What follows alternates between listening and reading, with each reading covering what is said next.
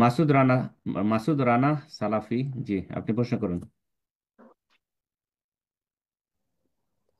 আসসালামু আলাইকুম ওরহমতুল্লাহি ওবরাকাতু। শেখ, আমি আপনাকে ওয়ালাইকুম আল্লাহর আসসালাম সন্তুষ্টি রহমতুল্লাহ। অর্জনের জন্য ভালোবাসি। আমি রংপুর জাযাকাল্লাহ। পীরগাছা থেকে বলছি।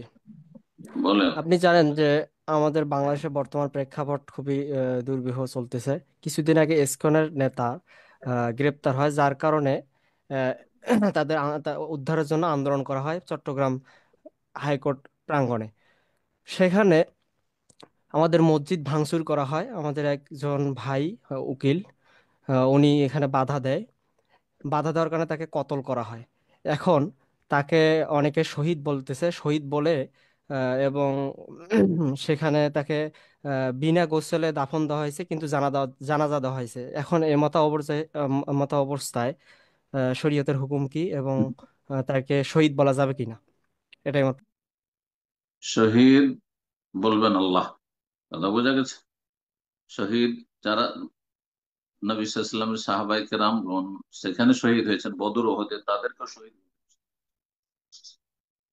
সুতরাং এই শহীদ বলা যায় না। সার্টিফিকেট দেওয়ার অধিকারটা কি? সার্টিফিকেট দেবেন আল্লাহ রাব্বুল আলামিন বা তার রাসূল সাল্লাল্লাহু আলাইহি ওয়াসাল্লাম।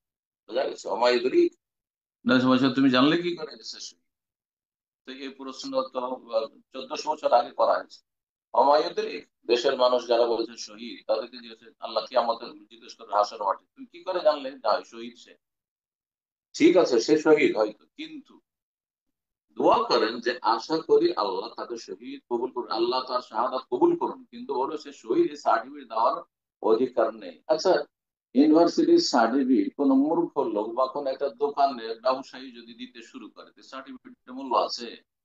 তো ঠিক তেমনই আজকালকার শহীদের সার্টিফিকেট হচ্ছে কোন দোকানদার ইউনিভার্সিটি ঢাকা ইউনিভার্সিটি সার্টিফিকেট দিচ্ছে। কথা বোঝা গেছে? ঠিক ওই রকমই। এর এর চাইতে কোনো মূল্য নাই। বাকি কথা হলো যে বিনা গোসলে দাফন করেছে, এটা যায় না, এটা ঠিক করে। বিনা গোসল শহীদুল মারিকা। শহীদুল মারিকা মানে আল্লাহর কালিমা উঁচা করার জন্য যেখানে লড়াই হবে দুই পক্ষ, সেখানে।